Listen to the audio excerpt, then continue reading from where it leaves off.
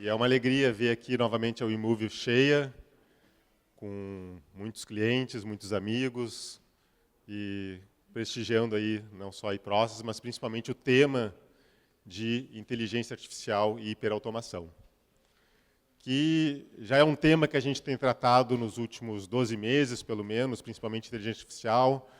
O evento passado já começou a falar um pouco sobre isso, mas é impressionante o quanto que ele explodiu com o surgimento da IA generativa nos últimos 6 meses.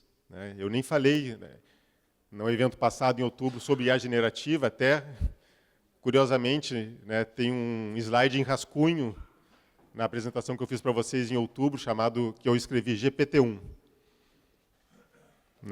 Tinha começado a ouvir sobre o chat GPT e tal, mas algo que estava na versão 1 ainda, não sabia se era de comer, de passar no pão, e 2, 3 meses depois surgiu para mexer com todo mundo.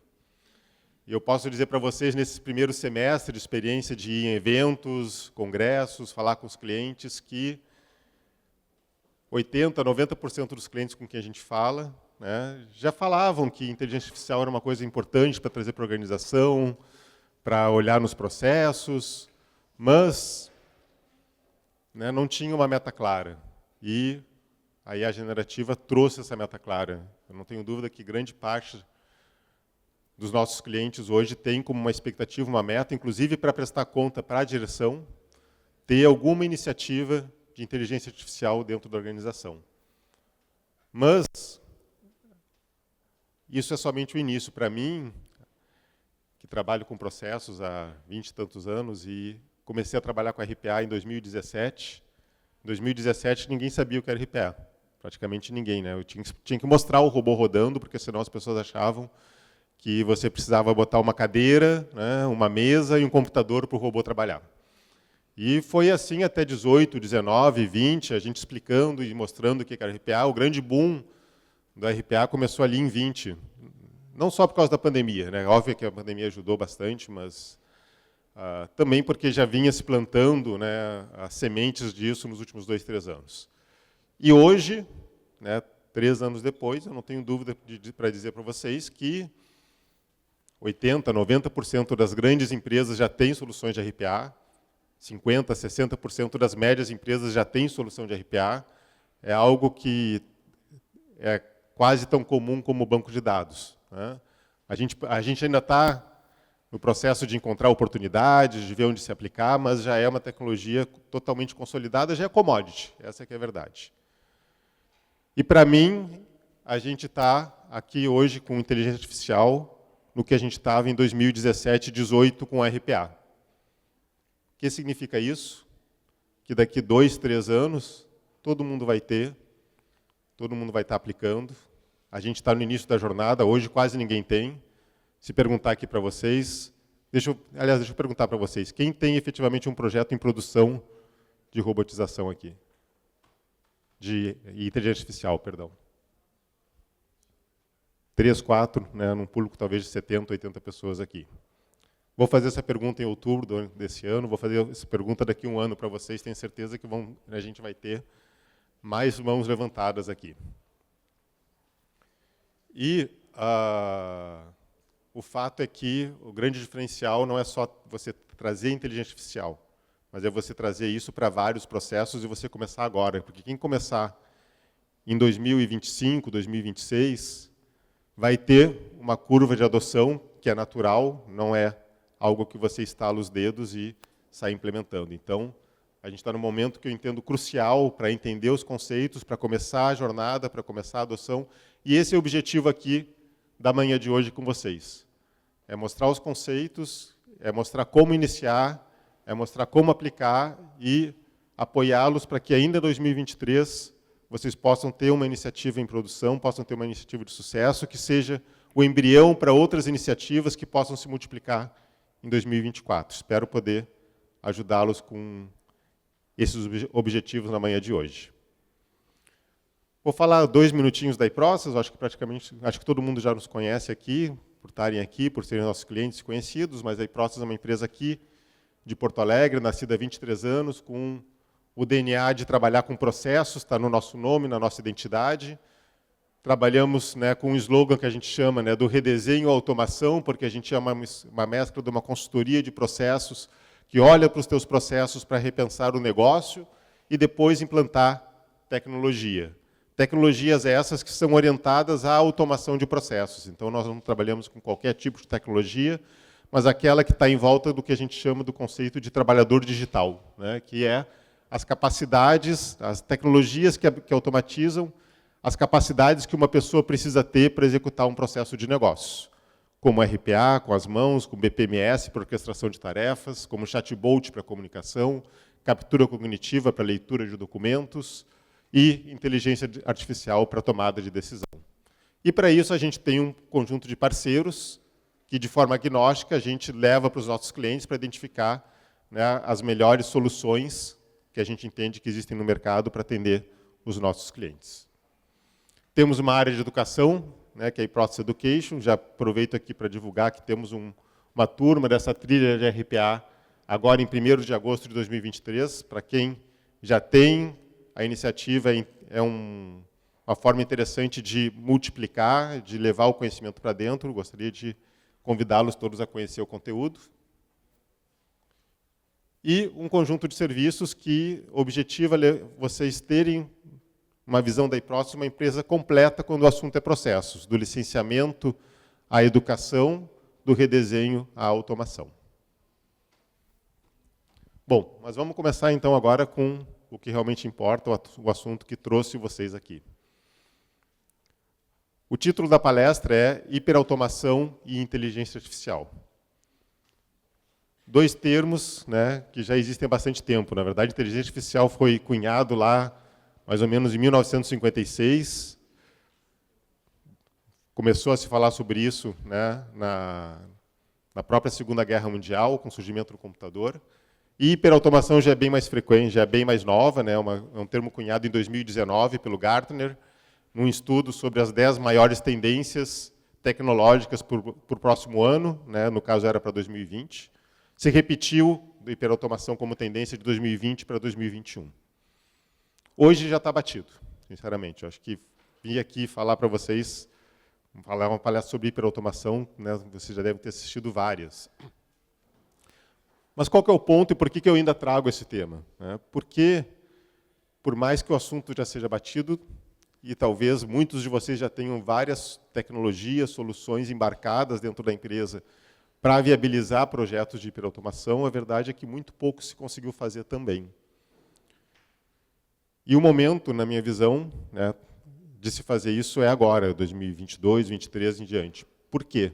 Porque a verdade é que o termo hiperautomação veio para a gente num momento muito cedo em relação à nossa realidade tecnológica. Lá em 2019, o que o termo hiperautomação, o que o conceito de hiperautomação traz? Né? Capacidade de a gente ter agilidade e velocidade de identificar oportunidades, avaliar oportunidades de automação e automatizar os nossos processos rapidamente para trazer benefício para o negócio. E, basicamente, para isso, nós temos tecnologias de automação de processo, como base, RPA, BPMS, e inteligência artificial e machine learning. Né? Você vê muito claramente no estudo do Gartner IA como uma base fundamental para justamente você buscar a hiperautomação. E o que era inteligência artificial em 2019, há 4 anos atrás? Basicamente, nas organizações, basicamente nada. A gente via falar da BIA, do Bradesco, né? Que basicamente é a sigla Bradesco Inteligência Artificial, BIA. Né? A gente ouvia falar de uma outra aplicação nas empresas. Acabamos de ver que aqui em 2023 quase ninguém tem ainda. Né? Na verdade, a inteligência artificial, em 2019, ela era, pelo menos aqui no Brasil, para pessoa física. Você tinha ela no teu celular. Você tinha no Facebook ou no Instagram identificando pessoas, fazendo recomendações, mas e nos processos de negócio? Zero. Ainda hoje, quem dirá há 4 anos atrás. Process Mining, que para mim é um pilar fundamental na etapa de hiperautomação para a descoberta de oportunidades, para análise de processos, também praticamente inexistia no Brasil, estava começando a surgir, Celonis como um grande player mundial, projetos de mais de R$1 milhão, talvez 2 ou 3 empresas no Brasil tivessem aplicado o Process Mining. Hoje também é uma tecnologia emergente, que eu acho que vai fazer muita diferença, eu vou falar uns 5 minutinhos depois para vocês. Mas, pensando em hiperautomação, o Process Mining tem um papel fundamental para ajudar antes da automação na descoberta, e ela também era totalmente desconhecida para as organizações e pouco implementada. A RPA, como eu comentei agora há pouco, estava iniciando a curva de adoção. As empresas já começavam a conhecer, mas praticamente menos da metade tinha soluções de RPA. Chatbots eram só chatbots. Né? Na verdade, eram basicamente orientados a menu. Ainda hoje são muitos deles, né? Mas basicamente o chatbot vinha o menu, o TECL 1 para um boleto, o TECL 2 para uma reclamação, e você não conversava, você basicamente escolhia opções numa interface de texto. E soluções de RPA, mesmo que eu comentei com vocês, que estavam em adoção, né? Pegando, por exemplo, 2 plataformas que a iProcess trabalha, que são referência, muitos de vocês utilizam aqui, como, por exemplo, o Power Platform da Microsoft e o IBM RPA, esses produtos não existiam. Pelo menos não nesses fabricantes. Existiam em outros fabricantes, mas a Microsoft não tinha ainda comprado o SoftMotion para fazer essa automação em desktop, e a IBM não tinha comprado a WDG ainda para ter o seu produto de RPA. Então, vejam que a realidade de hiperautomação em 2019, dentro das empresas, era completamente diferente do que o Gartner estava trazendo lá, né, talvez por isso que fosse tendência, né, mas que seria o futuro. E como é que é hoje? Hoje a gente consegue falar com tranquilidade que soluções de chatbot já começam a ser adotadas em empresas. Nós temos um parceiro, que é o Upflux, que já tem mais de 60, 70 clientes no Brasil, com soluções de mineração de processos.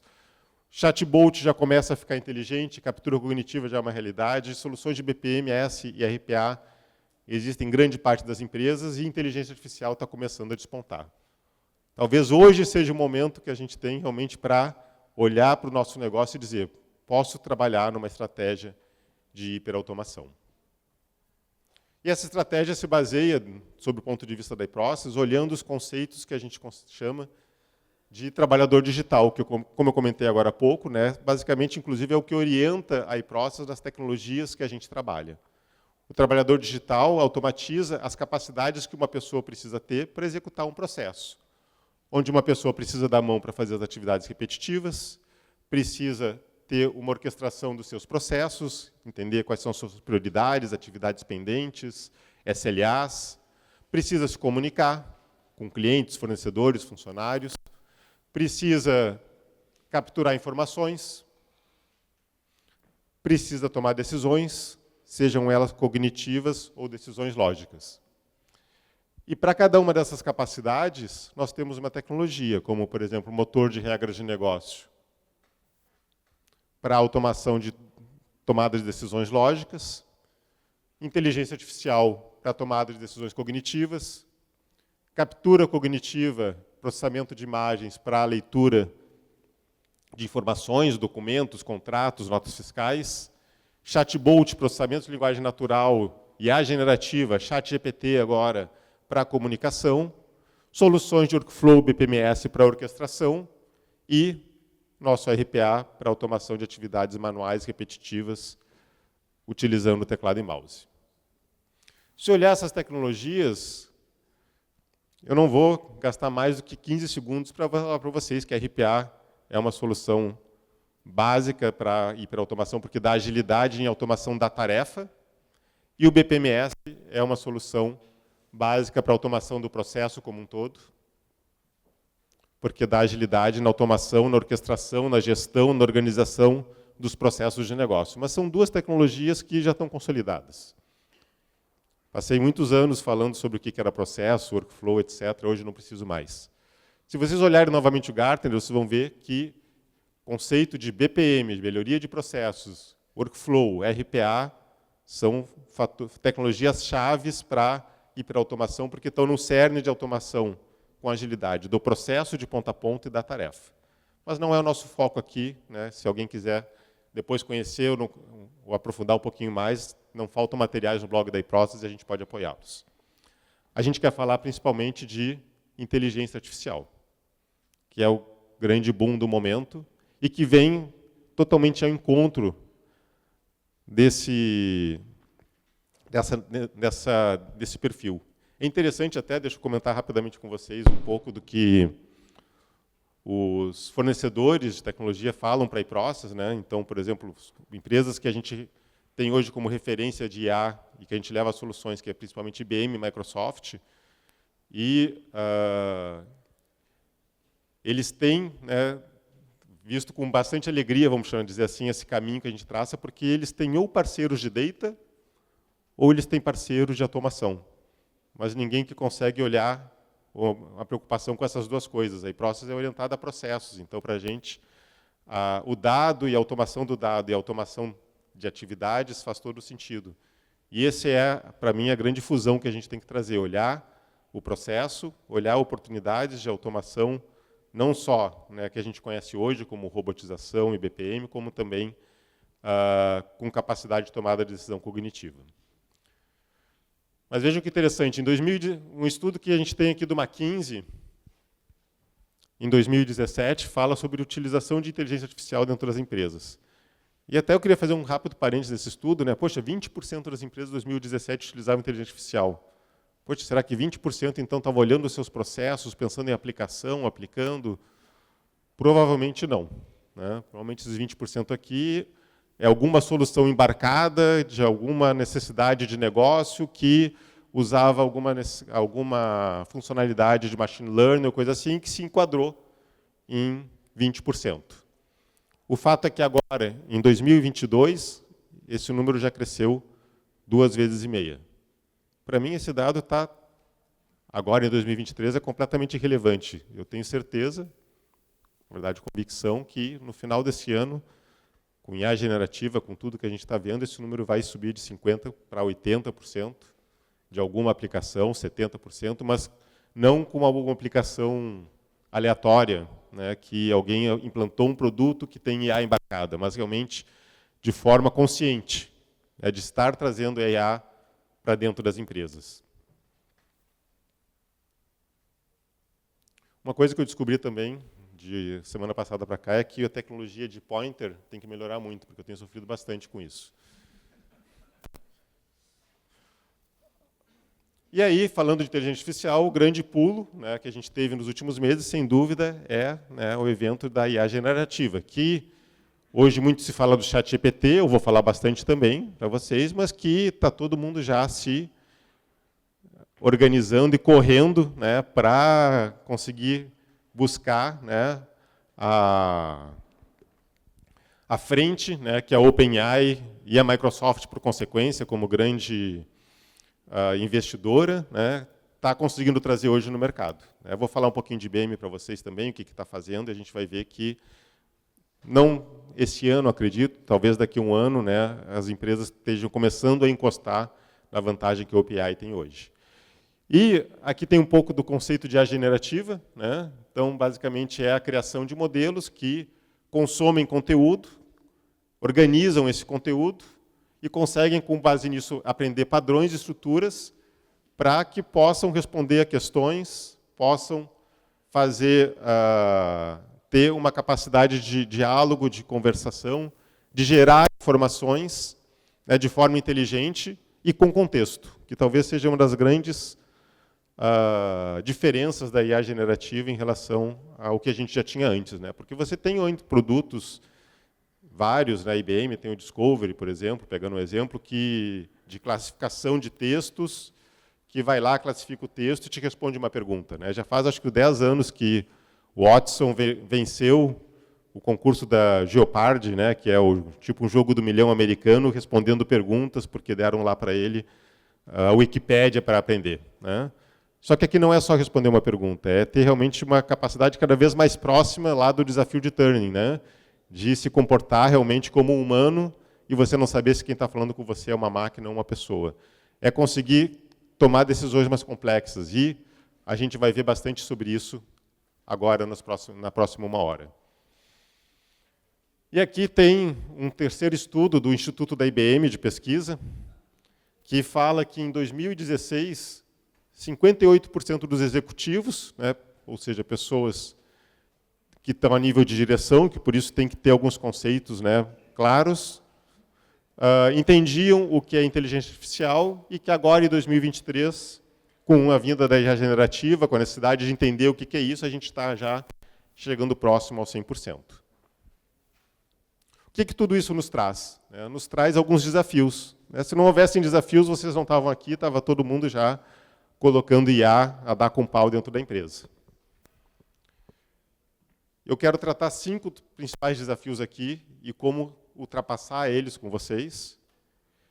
E o primeiro, que para mim é o maior, eu não sei se é o maior, mas o primeiro realmente é o primeiro desafio, porque a gente não começa essa abordagem sem vencê-lo, é as empresas terem capacidade de identificar que recursos que a inteligência artificial traz hoje para a organização e, entendendo esses recursos, entendendo as capacidades que a IA nos traz, conseguir, dessa forma, olhar para os seus processos de negócio e identificar oportunidades.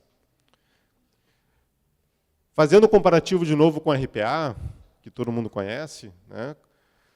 Cada vez que eu apresento, que eu mostrava uma solução de RPA para alguém que nunca tinha visto, você vai lá e mostra o robozinho funcionando e diz, olha, RPA é isso aqui.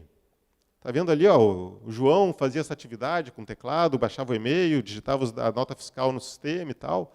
Pronto, agora é o robô. O João agora vai fazer outra coisa. Vai ficar olhando se o robô dele está trabalhando direito. A RPA é mais do que isso? Não, a RPA é isso, acabou. E é fácil, e a pessoa olha ali, poxa, legal o João poder fazer outra coisa, não precisar ficar digitando nota fiscal. Aí você vai agora e mostra IA, inteligência artificial.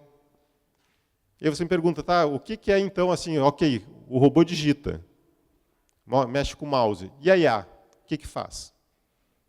A IA faz um monte de coisa. Não faz uma coisa. Não é explícito que nem o RPA, porque ela está no nível de granularidade acima. A gente tem a IA, daí a gente começa a trabalhar com machine learning, com deep learning, a gente trabalha com IA generativa, e aí tem um monte de aplicações. E evidentemente que isso torna, né, ela muito atraente, torna, né, a possibilidade de aplicação rica, mas torna mais complexa também. Então esse é o primeiro ponto que eu quero nessa primeira metade aqui da nossa conversa trazer para vocês. Trazer claramente o que a inteligência artificial pode fazer, mostrando soluções totalmente disponíveis hoje no mercado, com um custo baixo, acho que isso é importante reforçar. A inteligência artificial é uma tecnologia que não vem lá com a necessidade de você investir num produto de 500 mil reais, implantar um projeto de mais 400 mil para poder ter uma solução. É uma tecnologia que é orientada à transação. Você paga lá, sei lá, 1 centavo para fazer uma transação de IA. Ah, mas eu preciso fazer 5.000 transações. Ok, você vai pagar 50 reais. Eu preciso fazer 5 milhões, beleza, então agora você vai pagar mais, porque você precisa fazer 50 milhões. Mas a barreira de adoção de inteligência artificial não é no custo, porque ela é orientada à transação. Então, qual é a barreira? A barreira é eu entender onde aplicar, é eu colocar no processo de negócio, é eu mudar a cultura da empresa, e essa barreira que a gente quer começar a ajudar vocês a vencer no dia de hoje. E aí, como eu comentei com vocês, o RPA não faz, a inteligência artificial não faz uma coisa, faz um monte de coisas. Eu chamo isso de superpoderes da inteligência artificial. Né? Aquilo que ela consegue olhar para um problema, para um processo de negócio e dizer, opa, isso aqui você não precisa mais fazer, isso aqui eu posso fazer por você, isso aqui que você nem fazia pode começar a ser feito. E existe um leque enorme de possibilidades e é esse leque que a gente vai começar a conhecer agora com vocês. E aí eu vou começar novamente olhando para a jornada de hiperautomação. A jornada de hiperautomação tem 3 grandes etapas. A etapa de descobrir e identificar oportunidades de melhoria nos nossos processos, de redesenho, de transformação dos nossos processos. Uma segunda etapa de automação e uma terceira etapa de medição e melhoria contínua, nosso famoso PDCA. E a gente começa falando da etapa de descoberta e análise. Como é que a IA pode nos ajudar com isso? E aí, agora pegando no meu chapéu de consultoria de processos, né? Cansamos de fazer projetos em que você tem o ciclo base clássico do BPM, de modelagem, análise e redesenho. Na modelagem você entende o teu processo atual, na análise você identifica quais são os teus principais problemas e no redesenho você propõe melhorias para um processo to be. E isso tudo é feito com workshop, é feito com análise de negócio, com os analistas, com a área de negócio, com especialistas no assunto. E a IA não vai deixar de tirar esse trabalho, por enquanto, pelo menos, dos consultores de processo, né? A grande verdade é que a IA, assim como a RPA, não vem para tirar o trabalho de ninguém, teoricamente, sim para acelerar o que as pessoas fazem e permitir que as pessoas façam mais. E uma das primeiras coisas que ela pode nos fazer é justamente nos ajudar na etapa de análise e redesenho. Então, vocês estão vendo aqui, e aí vocês vão ver para cada slide esse verbo aqui. A IA faz alguma coisa, que é o que eu quero trazer para vocês. Coisas que a inteligência artificial faz para que vocês olhem para dentro da organização e vejam se ela não poderia estar fazendo isso por vocês. A IA analisa processos. A IA nos dá insights de melhoria de processos. Aqui nós temos um processo de compras. É um processo que todo mundo conhece, né? A pessoa faz o pedido de compra, vai para aprovação, faz cotação, recebe o material, faz o pagamento. Não vou, evidentemente, passar o processo aqui, nem é o objetivo, mas um processo de compras típico da empresa. Eu quero fazer um trabalho de melhoria nesse processo. Aqui eu tenho a modelagem, o meu entendimento, e eu quero que a IA me ajude a entender o que eu posso melhorar nesse processo.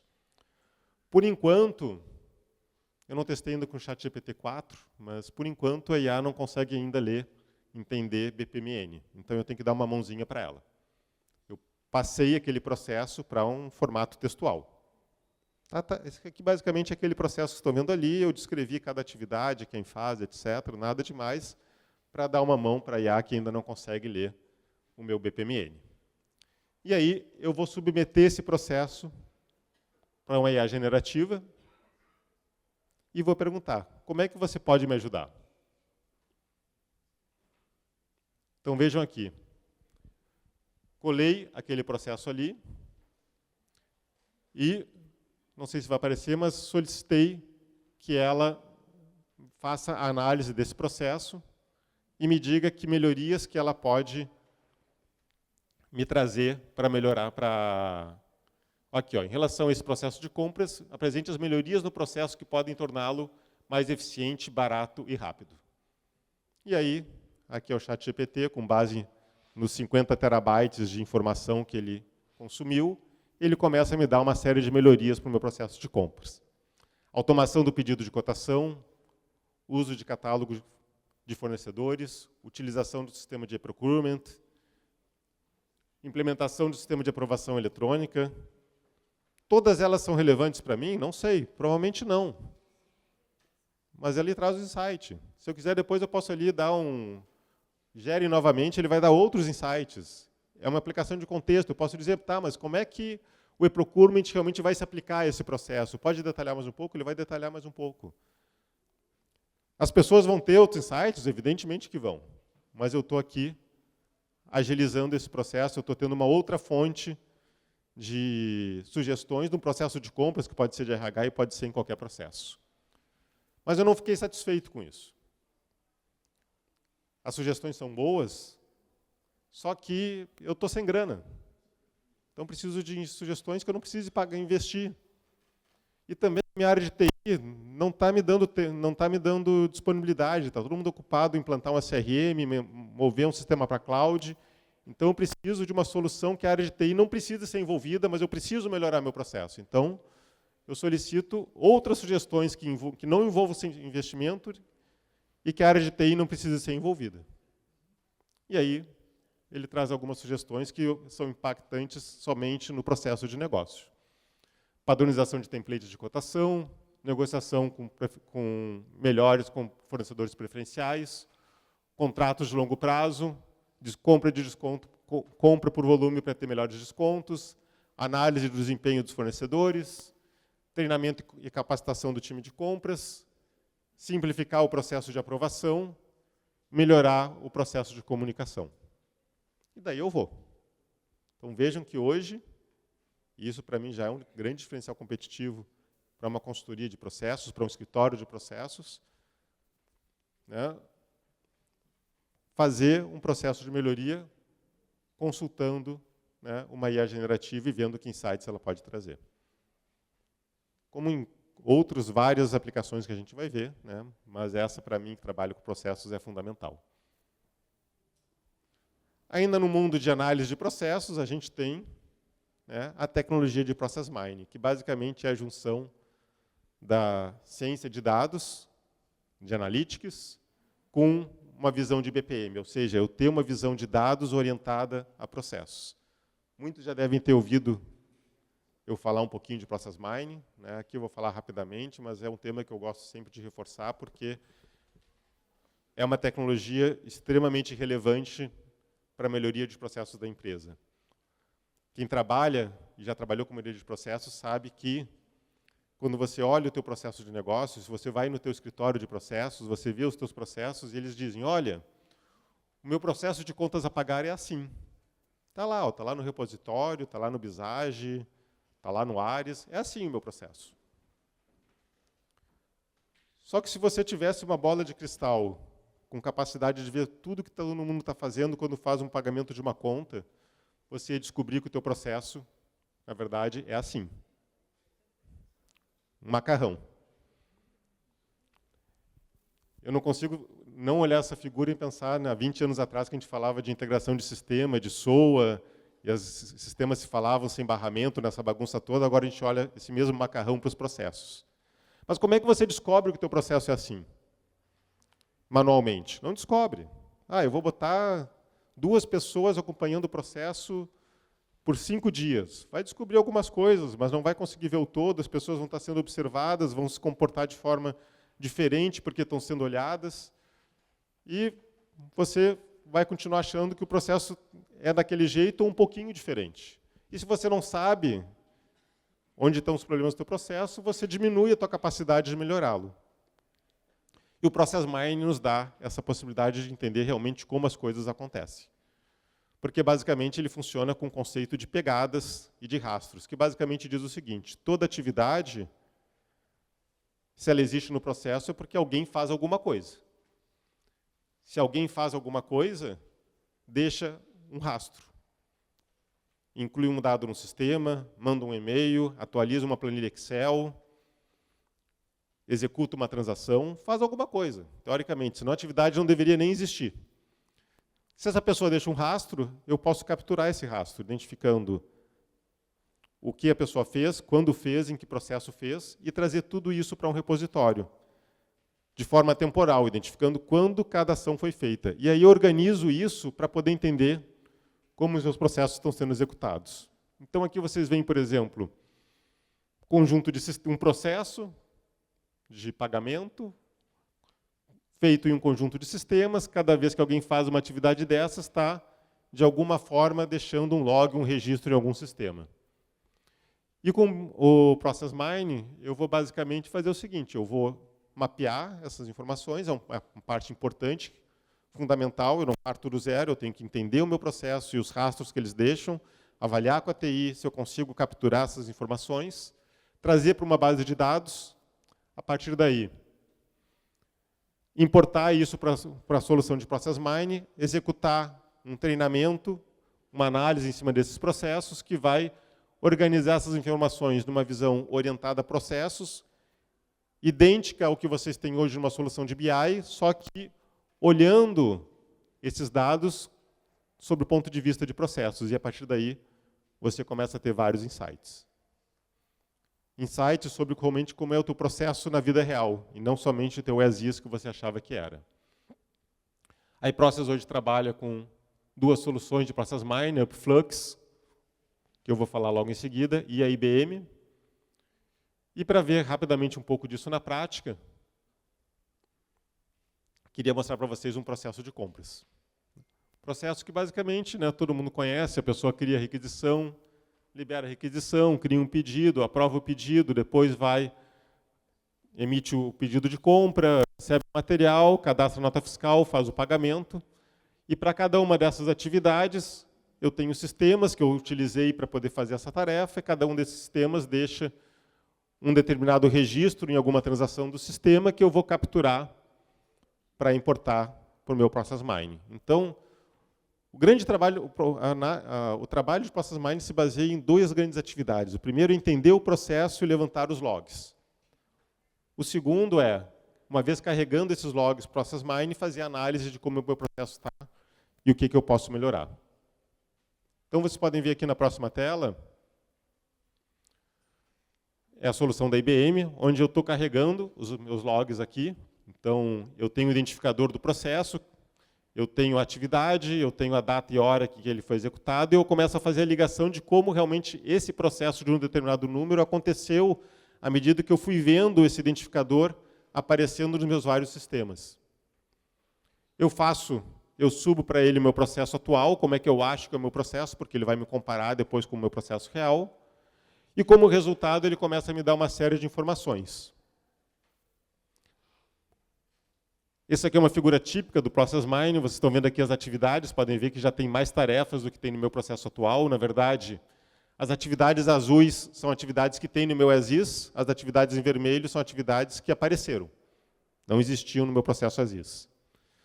Quanto mais escura a atividade, mais frequente ela é. Ou seja, o meu caminho crítico, né, ele acontece por aqui, por aqui, por aqui. E eu tenho informações, então, das transições e das atividades aqui. E aí eu começo a explorar isso de várias formas. Aqui aparece rapidamente o vídeo. Opa, deixa eu voltar.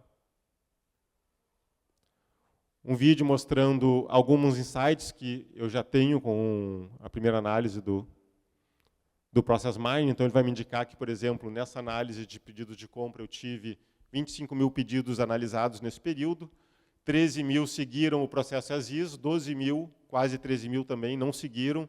E a gente pode olhar aqui que existe uma diferença de tempo e de custo maior naqueles processos que não seguiram. E aí ele já me traz alguns insights. Olha, os que não seguiram, 12% que acabaram fazendo essa atividade que não estava prevista, esse caminho aqui que não existia, e já começa a me trazer algumas coisas para eu analisar e ver por que isso está acontecendo e em que volume que isso acontece.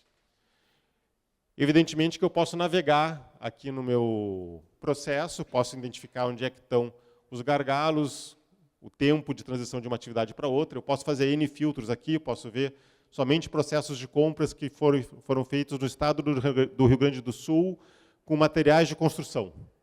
Então, posso começar a fazer um drill down olhando o meu processo e investigando se isso se refere a uma unidade, a uma filial, a um determinado tipo de compra, a um determinado valor da compra e analisar como é que o meu processo se comporta, para que eu possa identificar a causa raiz e daí fazer tratamento. E mais do que isso, eu posso fazer um drill down, porque esse aqui ainda é um processo macro. Eu vou aumentar agora aqui a granularidade e vejam que vão aparecer várias outras atividades que têm menos ocorrência, por isso não apareceram, para não tumultuar, mas vejam que todas as atividades em vermelho que estão abaixo da atividade de registrar nota fiscal acontecem com exceções que eu não tinha previsto. E aí, eu poderia ficar uma hora aqui mostrando casos para vocês, mas o fato é que esse processo as-is que eu carreguei na plataforma, o Process Mining me identificou que o processo, na verdade, acontece desse jeito. E aí eu vou ter meu escritório, minha área de negócio vai ter um embasamento muito maior para saber o que está acontecendo e tomar decisões. Eu tenho um motor de inteligência artificial para gerar esses sites para nós. Ou seja, através do Process Mining, a gente tem capacidade de identificar onde realmente estão os gargalos do processo, onde as pessoas estão gastando mais tempo, investindo mais tempo, mais recurso, mais horas, o custo dessas horas, se o processo está em compliance. Esse aqui, sem dúvida, né, para quem precisa de compliance, auditoria, o Process Mining, muitos clientes se pagou só assim, né, identificando o que está fora de compliance, diminuindo o custo de auditoria, garantindo, né, que os desvios vão acontecer em menor volume. Identificação de retrabalho. Né, o que é o retrabalho? Né? Quando você faz a atividade A, depois a B, e aí você volta para A. Né, o processo é feito para seguir para frente, não para trás. E onde que eu tenho a oportunidade de automatizar, inclusive eu posso simular, né, mudanças do meu processo e reexecuto o meu processo com meus dados legados e com aquela mudança e vejo efetivamente qual que é o impacto. Além da análise de processos, aliás, minto, só fazendo um rápido parênteses, queria fazer uma divulgação que eu acho muito interessante, que é, primeiro, da solução da Upflux, uma solução aqui de Jaraguá do Sul, que foi desenvolvida com o pessoal que trabalhava em inovação na VEG, fez doutorado nessa área, desenvolveu uma solução que hoje é referência no mercado brasileiro. E por que eu quero falar particularmente da Upflux? Porque, primeiro, eles têm, né, um custo de entrada bem mais baixo do que os outros no mercado, que viabilizam, porque hoje o Process Mining é uma tecnologia cara. Mas, segundo, e principalmente, porque eles tiveram uma sacada que eu convido todos vocês a conhecerem, que é criar pacotes de implantação rápida de Process Mining em determinadas áreas de negócio. Hoje ele já tem 7 ou 8 pacotes, aqui estão alguns deles, que eles já configuraram para soluções SAP e TOTOS. O que significa isso? Você quer avaliar o teu processo de contas a pagar, de procurement, e você tem esses RPs, eles já conhecem a estrutura do RP, eles já têm dashboards já pré-configurados, eles já trazem toda a ciência de identificar o modelo de dados do RP e trazer, eles já mapearam, e você consegue em 1 ou 2 semanas implantar a solução e começar a ver onde é que estão os problemas dos teus processos, desses teus processos aqui. E a experiência que a gente tem visto é realmente de você conseguir ter um retorno de investimento em questão de semanas, meses, porque são processos que envolvem grana e que você, melhorando às vezes 5%, 10%, você paga facilmente a tua solução. Então, deixo o convite, quem quiser conhecer mais Process Mining, saiba que tem uma solução rápida que a gente pode rapidamente provar um retorno de investimento. O que mais que IA faz? IA classifica documentos. Até aqui, né, estou pegando leve, começando algumas atribuições de IA que todo mundo conhece. Então, eu posso dar uma massa de documentos para ele, uma massa de e-mails, e pedir que ele me classifique. Olha, esse e-mail aqui, o cliente está me pedindo uma segunda via de boleto ou uma atualização de cadastro. E eu posso, por exemplo, plugar isso aqui, né, num sistema de atendimento para rapidamente encaminhar essa solicitação do cliente para um robô ou para a área de atendimento necessária sem precisar de uma análise humana. E há também captura informações, ler documentos. E no Brasil não nos falta documentos de diferentes layouts para a gente trabalhar, né? Nota fiscal de serviço é ao concurso, né, que todo mundo olha e pensa, meu Deus, tenho que ler 5.500 modelos de notas fiscais diferentes. E se você vai fazer isso com RPA, esquece, já fiz algumas vezes. Você pode fazer com 4, 5, 10 prefeituras, não vai fazer com 300. E aí, como é que você faz? A gente está cheio de clientes que recebem notas fiscais de 300 prefeituras. Tem unidade em todo o Brasil. Boleto, pedido de compra. A gente faz isso direto também. Empresas que recebem pedidos de compras dos seus clientes, mas cada pedido de compra vem de um jeito. É pior que a prefeitura. E você tem que conseguir ler, e você não consegue, muitas vezes, colocar um OCR ali para ler de forma inteligente, você tem um baita de um trabalho.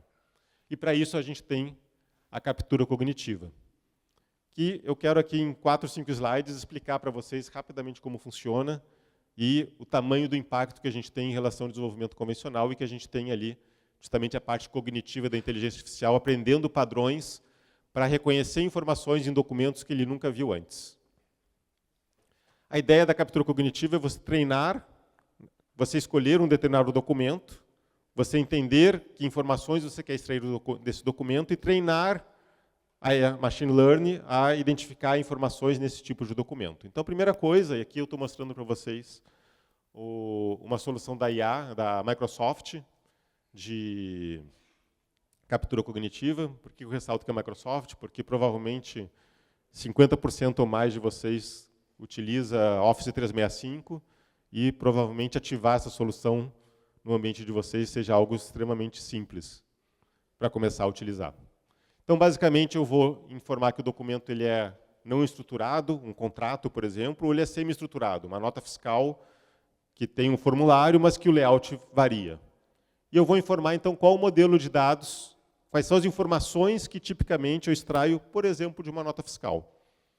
Eu preciso pegar o número da nota, a data de emissão, o prestador, o CNPJ, o valor, os impostos, etc, etc. Descrição da nota, eu vou aqui descrever o meu modelo de dados. E aí, como tudo com a inteligência artificial, a gente precisa de dados e a gente precisa treinar a machine learning com base nesses dados. Então, eu vou subir com uma série de documentos, de notas fiscais, para poder começar o treinamento e ajudar a machine learning a estabelecer e identificar padrões. Então, eu subi aqui notas de Barueri, de Extrema, de Recife, de São Paulo, de Porto Alegre. 5, 10 documentos cada um deles. E para cada um desses documentos, eu vou abrir cada nota fiscal e vou fazer o treinamento. Que aqui é muito simples. Gente, isso aqui eu faço em minutos. Essa base aqui de treinamento aqui de, sei lá, 30, 40 documentos, a gente faz em menos de 1 hora, com certeza. Basicamente, eu vou pegar cada uma das informações e vou indicar onde é que está essa informação na nota.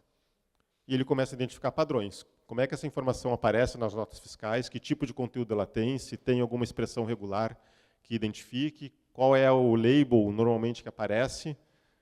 E aí eu vou poder fazer uma análise por semelhança desse label. E à medida que eu treino a primeira, a segunda, a terceira, quando eu subo a 4ª nota, ele já começa a identificar os campos para mim.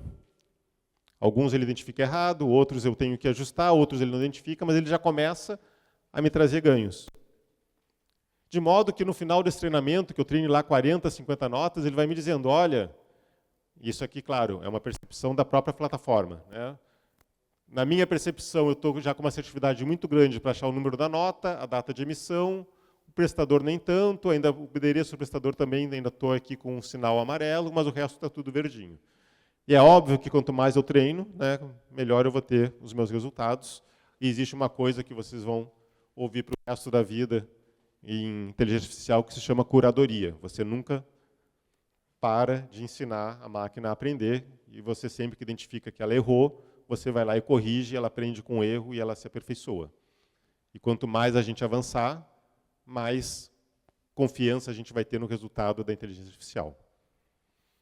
E aí a gente tem como resultado a possibilidade de submeter um documento para uma API que vai me retornar num Excel, num JSON, num XML, seja o que for, os dados que eu mapeei. Por que esse exemplo é interessante? Eu queria mostrar um caso real para vocês, um experimento que a gente fez lá na eProcess, que basicamente foi o seguinte. Eu peguei uma solução de captura cognitiva e treinei 5 notas de Porto Alegre, ela reconhecer as informações. E aí eu peguei outras 3 notas de Porto Alegre, que não foram aquelas 5, e submeti. Me encontra agora os dados nessas 3 notas. E ele teve uma assertividade de 94% a 96% de achar essas informações. Assertividade, eu fiz uma conferência manual. Aí eu peguei 3 notas de outros municípios que não são Porto Alegre, que a IA nunca viu na vida. E ela teve uma assertividade de encontrar os campos entre 40% e 60%. Eu aumentei minha base. Vejam que aqui eu estou com números pequenos. Né? Botei mais 5 notas do Rio de Janeiro. Submeti 3 notas do Rio ou de Porto Alegre que ela nunca viu na vida. Ela manteve ali os 90% de assertividade, até caiu um pouquinho aqui na terceira nota, mas aumentou aqui de 60% a 80% em notas que ela nunca viu, que não eram nem de Porto Alegre nem do Rio. E aí fui fazendo. Coloquei mais São Paulo, Belo Horizonte, Minas Gerais, Belo Horizonte Extrema. Ele aumentou aqui, vamos já olhar aqui embaixo, de 70% a 98%. Não, em média para 70%, de 64% a 75%. E quando eu finalizei o meu estudo com 50 notas de 10 prefeituras, ele já estava com uma assertividade de 86% em notas que ele não foi treinado. Então vejam o quanto que isso aqui foi rápido com o uso de captura cognitiva. Isso aqui não daria para alguém trabalhando com OCR para fazer nem a implementação de uma nota. Por quê? Porque eu tenho a machine learning aqui entendendo o padrão e fazendo a leitura do documento para mim. Queria fazer um convite especial, que eu tenho certeza que 99% de vocês têm esse problema. A iProcess, inclusive, tem uma solução chamada iCapture que atende, resolve, faz a captura para vocês como serviço, sem precisar contratar uma plataforma. Já tem leitura de boleto, leitura de nota fiscal, de conta de utilities treinada. Então, é só vocês trazerem, né, essa solução para dentro de casa. Bom, aqui era a etapa em que a gente falava que IA lê e captura informações. IA também enxerga. A gente chama isso de computer vision, ou visão computacional. Esse aqui é um exemplo, inclusive, que eu apresentei lá no evento da Sucesso no ano passado. Estava bem na época da Expo Inter, então peguei ali uns boizinhos aqui, coloquei numa solução que é já bem popular, que é o Google Cloud Vision, né? E ele me identificou aqui que tem céu, que tem nuvens, que tem bois, que tem uma série de coisas. O que eu tenho nessa foto? Na verdade, né, isso é o que vocês têm no Facebook, é o que vocês têm no celular. Se vocês pedirem para pesquisar alguma coisa numa foto pessoal de vocês, ele vai conseguir indexar e trazer, né? Mas principalmente para trazer para vocês que isso aqui, né, não é só algo que está no celular, já tem API para a gente aplicar isso dentro das empresas. Porém, mais do que isso, pensando em umas finalidades mais corporativas, apesar de que eu espero que daqui a uns 2 anos eu nem preciso mais explicar esse caso, né? Mas hoje muita gente ainda já está na assinatura eletrônica, mas questões como, por exemplo, fazer análise de assinaturas de um documento assinado com um padrão de assinatura, a IA pode trazer esses padrões para a gente de uma forma, não vou dizer mais efetiva, né? Porque quem faz isso, né, quem é especialista nisso, estuda muito, né, para poder identificar uma assinatura, mas certamente é um recurso caro e oneroso, né, e muitas vezes a maioria das empresas faz uma comparação de assinatura de forma artesanal, ou seja, não com um profissional habilitado. E a interpretação de imagens como um todo, interpretação de vídeo, né? Aqui tem 3 casos, né, que eu quero comentar rapidamente, mas só para poder trazer para vocês o conceito de visão computacional que a gente pode aplicar na nossa operação. O primeiro caso é de uma empresa de gerador eólico, em que ela tem centenas de hélices, que ela precisa fazer análise para ver se tem algum dano. E aí ela tem um drone que tira foto, né, das hélices para identificar se tem algum dano em cada hélice. É claro que a IA não vai ajudar em nada em relação ao drone estar lá tirando foto, né? Mas vai ajudar na análise. Alguém tem que analisar, né, semanalmente, mensalmente, 500, 1.000, 2.000 fotos. Se eu estabeleço um padrão para a IA para fazer essa análise, eu consigo passar para um humano somente aquelas fotos que realmente existe um indício forte de que existe algum dano e, com isso, diminuir o esforço das pessoas. Aqui a gente tem 2 casos aplicados ao varejo, inclusive aqui tem um link do vídeo que mostra essa imagem aqui. Isso aqui basicamente é uma câmera em uma loja, né, de varejo que está filmando naturalmente a movimentação das pessoas, é a própria câmera de segurança, mas que, aplicando essas imagens a uma solução de IA, ele começa a definir, não está muito bom como eu gostaria aqui, mas começa a definir por cores onde as pessoas mais passam, em que parte do corredor elas mais param, e com isso identificar padrões de consumo, né, e de circulação dentro da loja para você fazer uma boa gestão de prateleira dos seus produtos. E essa terceira aplicação também, basicamente, ela tira foto das gôndolas de tempos em tempos, submete a foto para uma IA que identifica produtos que estão em falta. E aí avisa automaticamente, né, isso é uma coisa extremamente importante para o varejo, né, eliminar ou diminuir ruptura, quando o cliente chega na loja e não tem o produto na loja. E isso aqui é feito de forma automática, identificando onde tem as lacunas e avisando a necessidade de reposição de um produto, sem que alguém tenha que ficar passando em tudo que é prateleira. Indo agora para alguns casos mais do nosso dia a dia, mas que ainda não estão aplicados na prática, aqui a gente tem uma solução da SmilePay, que basicamente é você pagar uma conta com um sorriso. Você não precisa mais de cartão de crédito, você não precisa mais colocar o teu cartão no celular, você precisa somente do teu rosto. Se vocês procurarem no YouTube, vocês vão ver que tem já dezenas de empresas na China, né, e que isso lá, e poxa, reconhecer um rosto oriental, né, para a gente aqui, pelo menos, parece bem mais difícil do que o brasileiro que tem rosto de tudo que é tipo, né, de tudo que é nacionalidade. E, poxa, está na nossa mão, gente, reconhecimento facial, já tem produto a dar com pau, já está sendo aplicado em uma série de lugares. Alguns eu tive em São Paulo, na Microsoft, na semana retrasada, eu acho, e lá a catraca para entrar, né, no edifício já é pelo rosto. Não precisa mais aquele papelzinho que tu perde, né, ou aquele cartão para passar na catraca. E você cadastra somente uma vez o rosto. Caldeira, é verdade, o Caldeira você entra ali. É o único lugar que eu me lembro em Porto Alegre que tem isso. Caldeira, você entra no Caldeira, né, por reconhecimento facial. Eu percebi que o reconhecimento facial realmente é seguro, o quanto que as empresas já estão vendo ele como um ID biométrico seguro. Agora, em maio, quando eu fui no evento da Ingram, em Las Vegas, e saindo do Brasil e depois entrando, eu não falei com ninguém. Eu passei o passaporte, né, já com chip no scanner, sorri para uma câmera e saí. Não falei com a Polícia Federal, não falei com ninguém. E entrei no Brasil do mesmo jeito, sem falar com ninguém. Se o governo, que é uma entidade tipicamente conservadora, está usando reconhecimento facial para deixar pessoas entrarem e saírem do Brasil, é porque realmente a tecnologia já está bem testada. E a gente pode pensar, beleza, mas isso aqui está na China, está lá lá na Polícia Federal, mas vai demorar para chegar aqui ainda no Brasil ou no nosso dia a dia. Eis que eu recebo uma notícia do Baguete na segunda-feira, informando que a CIA implementou, não fui ainda, estou louco para ir, né? Implementou, acho que em todas as suas lojas, o reconhecimento facial para pagamento de contas com o seu cartão de crédito. Então está aqui, está ali, deve estar no Shopping Barra, para quem quiser ver. O que falta para estar na empresa de vocês?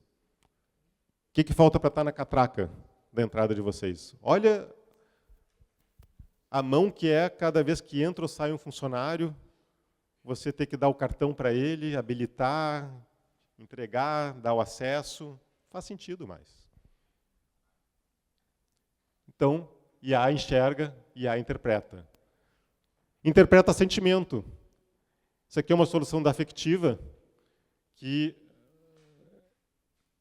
filma as pessoas. Eu poderia ter aqui uma câmera para poder saber quem está feliz, quem está triste, e vai fazer uma análise de sentimento em tempo real de cada pessoa.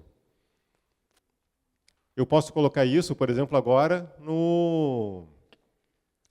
nas nossas conferências pela web, né? A pessoa está com a câmera ligada, eu estou vendo ali se ela está dormindo, se ela está feliz, se ela está triste. Poderia estar aqui vendo com vocês, né, de cada slide que eu apresentei, qual foi que trouxe maior surpresa, maior alegria, maior indiferença, e trazer informações para isso, né, inclusive para o meu negócio, para entender o meu público, para entender o que está impactando, o que não está. E há também ajuda, deixa eu voltar aqui um pouquinho atrás, só para depois passar o vídeo, ajuda já a acessibilidade de pessoas com deficiência. Vou mostrar um vídeo para vocês, que eu gosto bastante, da Microsoft. O vídeo está em inglês, eu botei o Translator do YouTube. Ele não fez tão bonito como deveria numa palestra de IA, algumas coisas ele não traduziu tão bem, mas dá para entender 90%.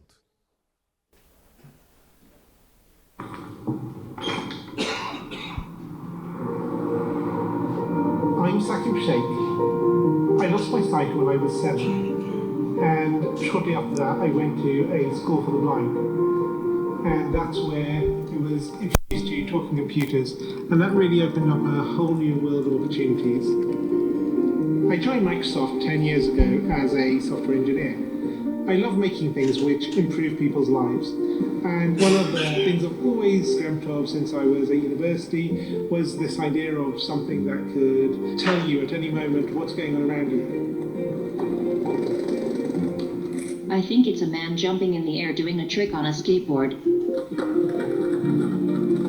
I teamed up with like-minded engineers to make an app which lets you know who and what is around you. It's based on top of the Microsoft Intelligence APIs, which makes it so much easier to make this kind of thing. The app runs on smartphones, but also on the Pivot Head smart glasses. When you're talking to a bigger group, sometimes you can talk and there's no response, and you think, is everyone listening really well, or are they half asleep? And you never know. I see two faces.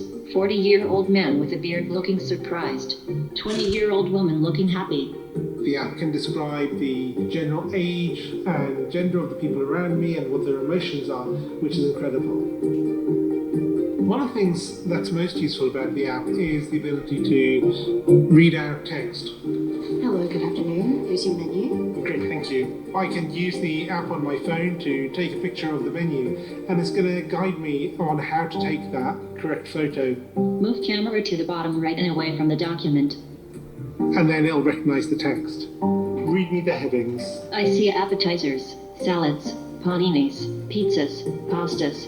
Hi. Years ago, this was science fiction. I never thought it would be something that you could actually do, but artificial intelligence is improving at an ever faster rate, and I'm really excited to see where we can take it. As engineers, we're always standing on the shoulders of giants, building on top of what went before. And in this case, we've taken years of research from Microsoft Research to pull this off. I think it's a young girl throwing an orange frisbee in the park. For me, it's about taking that far-off dream and building it one step at a time. I think this is just the beginning. Cada vez mais a gente vê que a capacidade de aplicar essas coisas, né, no nosso dia a dia. Acho que não é novidade também para todo mundo que o evento do ChatGPT, né, trouxe a capacidade de criação, não só do ChatGPT, né, já tinha o Midnight, se não me engano, né, outras soluções de criação, Midjourney, obrigado, de criação de conteúdo. Né. Aqui é o exemplo, inclusive, que está na própria página da OpenAI, né, solicitando para criar um astronauta cavalgando em um cavalo no estilo realista, ele cria essas 4 imagens. A gente já vê soluções de, na verdade, mexendo no mercado de publicidade e figuras sendo criadas e publicadas, né, com a criação da própria IA generativa. Aqui a gente vê algo muito parecido. É um software que cria pessoas. Essas pessoas não existem. Né? Talvez até tenha um homônimo, mas o fato é que quem criou esses rostos foi a IA. Ou seja, com isso a gente pode utilizar, né, essas figuras, né, sem se preocupar tanto com o LGPD. Além de criar, a IA conversa, e ela faz isso de várias formas. Né? A primeira delas é a gente fazer o trabalho de conversão de fala para texto, de texto para fala. É interessante que isso já está no nosso dia a dia em várias coisas. Acabei de mostrar ali o Google fazendo a conversão de YouTube, na verdade, né, de voz para texto, e de texto ele traduziu para português. Né? Mas, bom, tudo bem, isso está no YouTube, isso está no Zoom, a gente já tem lá no Hangout a opção de ver legendas, mas... E na minha empresa, como é que eu aplico isso? Já tem API para isso. Aqui a gente tem uma API do Watson, vou mostrar rapidamente para vocês. A gente submete um áudio e ele mostra aqui como que o Watson faz essa conversão do áudio para texto em tempo real, identificando que tem mais de um locutor, separando o que é cada um dos locutores e fazendo análise de contexto, porque, de acordo com a palavra e com o que ele entende da palavra, ele olha o que tem depois para verificar, né, se realmente ele traduziu, se ele escreveu da forma correta.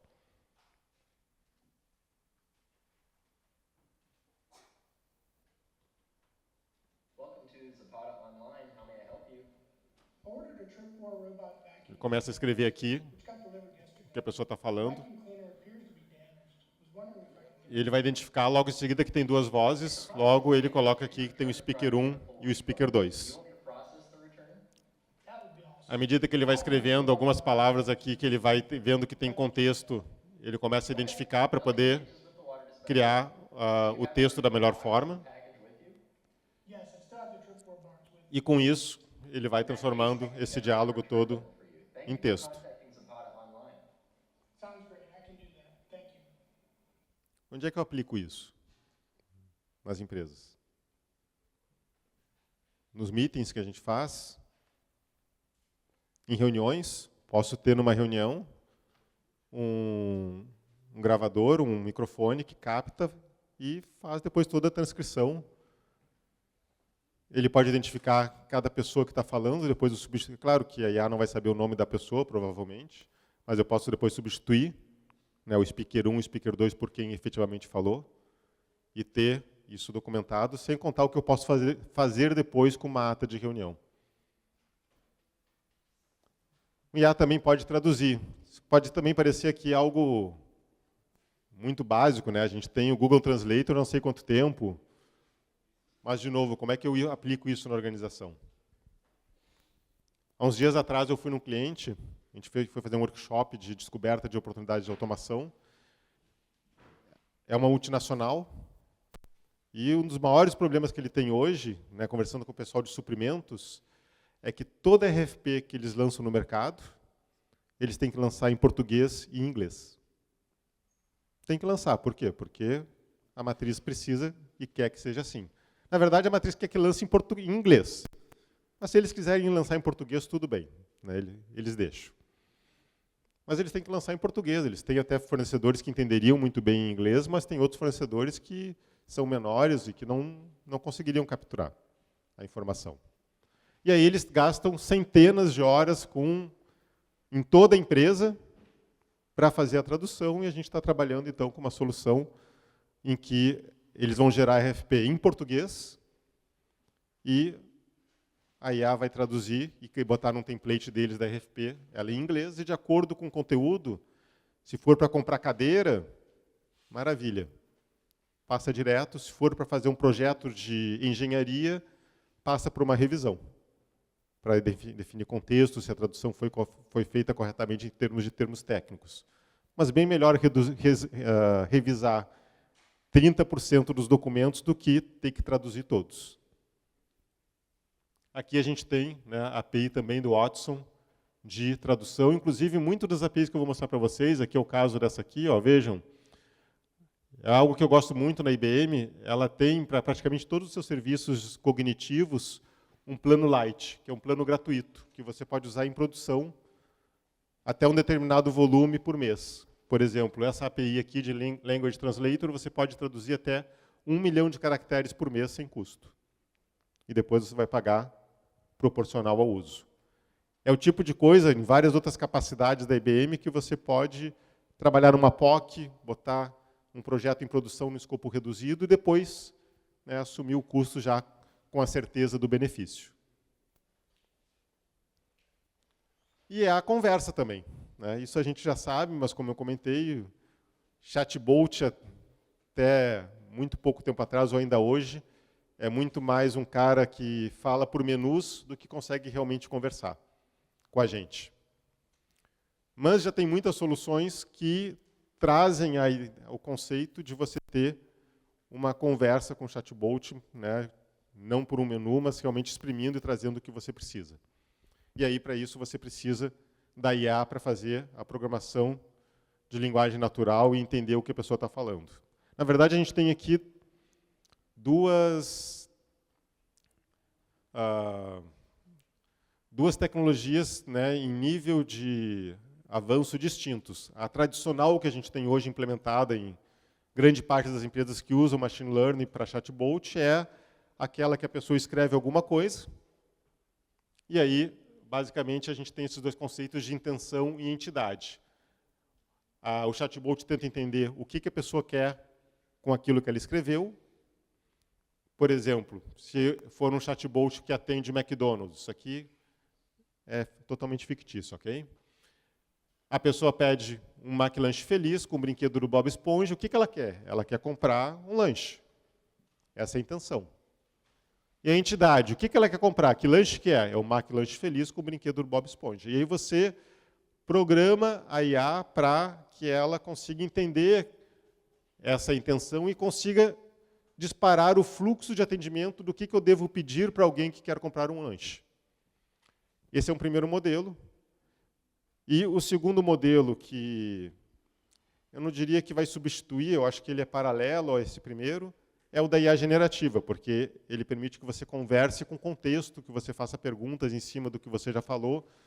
Mas, novamente, quando a IA generativa, ela vai ser muito boa para te dar informações. Isso sim, ela está revolucionando a forma como a gente ensina dados do nosso negócio para que a gente possa responder para um cliente ou para o fornecedor. Mas quando você tiver que pedir um lanche, a IA generativa vai ter que transacionar, verificar se tem estoque, qual é a loja mais próxima, imputar um pedido, e aí você vai precisar de um fluxo de atendimento. Você vai ter que definir isso passo a passo, né? Ela não vai sair se autoprogramando e chamando RPAs ou APIs de integração. Rapidamente, só para a gente entender como é que funciona a conversação convencional de IA, aqui a gente tem uma solução com o Watson Assistant, que é a solução de chatbot da IBM, onde vocês podem ver que... Perdão.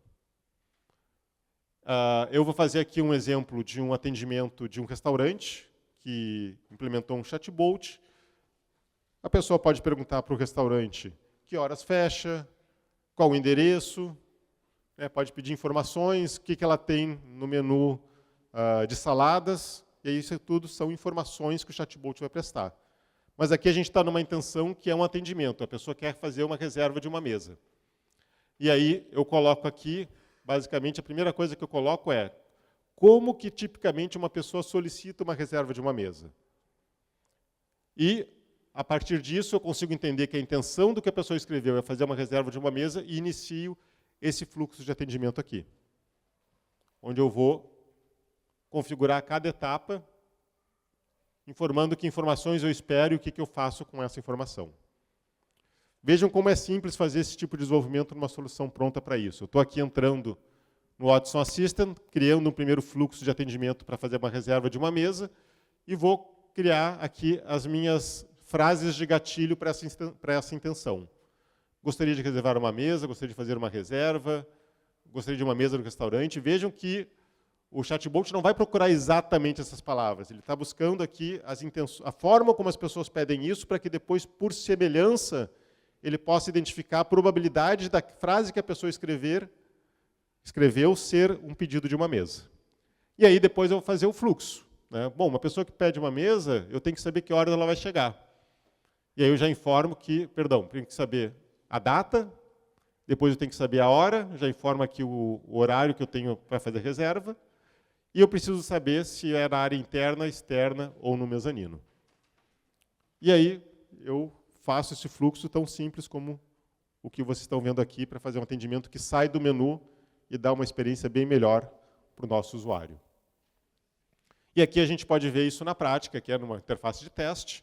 Uma pessoa dá um alô, diz que gostaria de uma mesa, escreve sei lá de que forma, e o chatbot vai para o modelo padrão.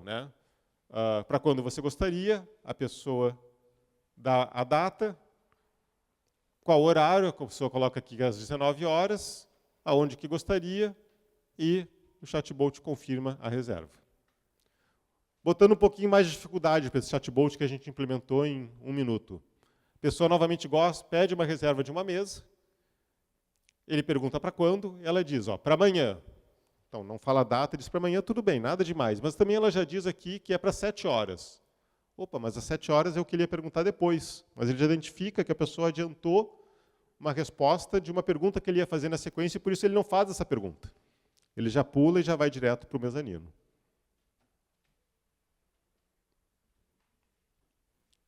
Além do IA conversar, e aqui a gente vai certamente para uma das aplicações mais nobres que a gente tem com inteligência artificial e também mais complexas da gente adotar, que é a parte que envolve pesadamente ciência de dados, que é a tomada de decisões.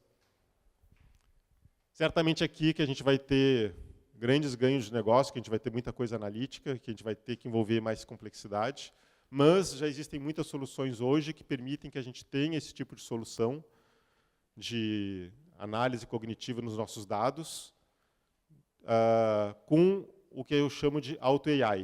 Na verdade, eu não, o mercado chama de Auto-AI, que é soluções que identificam o que você quer ensinar e executam um algoritmo que escolhe o melhor algoritmo para esse aprendizado desses dados. É claro que, se você que depois quiser refinar, você vai precisar de um cientista de dados para fazer um tuning e melhorar esse teu desempenho, mas você já tem de largada uma possibilidade de ter um bom resultado. Eu tenho aqui um exemplo de aluguel, né? Então, eu tenho uma imobiliária que tem, por exemplo, trabalha 1, 2, 3 anos com aluguéis e, por consequência, ela tem uma base excelente de informações de imóveis que ela alugou. Ela sabe para os imóveis que ela teve sucesso, que ela alugou. O tamanho do imóvel, a cidade, o bairro, o número de quartos, o andar. E ela entende que tudo isso são informações relevantes para eu chegar no resultado que eu quero. Quanto que eu posso cobrar de aluguel? Quanto que o mercado paga de aluguel com imóveis para essas características? E com base nisso, então, a gente vai fazer um treinamento, uma machine learning, em que eu tenho dados, eu chamo de features, né? Tecnicamente a gente chama de features, que são as informações que eu tenho na minha base de dados e que eu entendo que tem impacto naquilo que eu quero descobrir que é o meu resultado. Evidente que para eu ter uma boa solução aqui, eu vou ter que ter centenas, milhares de registros para poder, justamente, a machine learning estabelecer bem essas conexões e dar um resultado assertivo. E como é que eu faço esse treinamento? Mostrando aqui uma outra solução da IBM, que é o Watson Studio. É uma solução também totalmente web. Eu vou selecionar aqui o algoritmo que eu quero utilizar. Aqui está aparecendo vários algoritmos que ele já tem implantado. Eu vou escolher a opção de Auto-AI, onde ele escolhe o melhor algoritmo. Vou dar um nome aqui, criar uma instância para esse aprendizado. Vou subir a minha massa de dados, vou subir uma planilha com todos esses dados que eu organizei. E eu vou falar logo em seguida que a organização dos dados é uma das coisas mais críticas que a gente tem para poder ter esse resultado. E aí, ele vai, logo em seguida aqui, importar os dados. Vai identificar as informações, número de linhas, colunas, etc. E aí eu vou informar para ele que eu quero prever o valor do aluguel. Ou seja, ele vai entender que todas as outras variáveis são entradas que têm impacto na análise do valor do aluguel. E vou solicitar aqui o processamento, que a gente chama de treinamento, né? Basicamente, que é a solução ler todos esses dados, começar a estabelecer as correlações, criar redes neurais e criar uma base de conhecimento para poder me dar a capacidade de responder essa pergunta. Aqui é uma animação bonitinha da IBM, né? Então, teoricamente, se alguém quiser saber como é que o Watson pensa, né, graficamente, teoricamente, é assim, né? Mas, basicamente, o que a gente tem aqui? A gente tem a máquina, né, a machine learning, processando as minhas informações. Por quê? Vejam que interessante. Nesse modelo, eu tenho um volume de dados de 50, 1.000, 5.000, 1 milhão de registros, eu treino uma vez. E depois que eu faço o treinamento, ele estabelece todas as conexões para que eu possa perguntar para ele, ele já tem o conhecimento, porque ele já foi treinado, ele já aprendeu, e ele vai te responder a qualquer pergunta que diga a respeito a valor de aluguel com base nesse treinamento que ele fez. Ou seja, o esforço computacional é basicamente no treinamento. Depois, o produto que a gente quer, que é responder a pergunta, né, basicamente é uma consulta. Não é diferente, né, para fazer um comparativo com o que a gente viu com o ChatGPT. Demorou lá 1, 2 anos para eles processarem 50 terabytes de informações de texto que tinha na internet. Se você fizer uma consulta lá no ChatGPT sobre qualquer informação de 2022, como, por exemplo, quem é o governador do Rio Grande do Sul, ele vai te dizer... O governador não dá, né? Ele se reelegeu, né? Eu não queria entrar no presidente, porque o presidente sempre é polêmico, né? ou vai para um lado ou vai para o outro. Mas qualquer coisa que você pergunte de 2022, ele vai te trazer um dado de 2021. Né? Por quê? Porque o treinamento é custoso, demorou meses de muito processamento, mas uma vez que o treinamento foi feito, as pessoas estão lá perguntando e o ChatGPT está respondendo.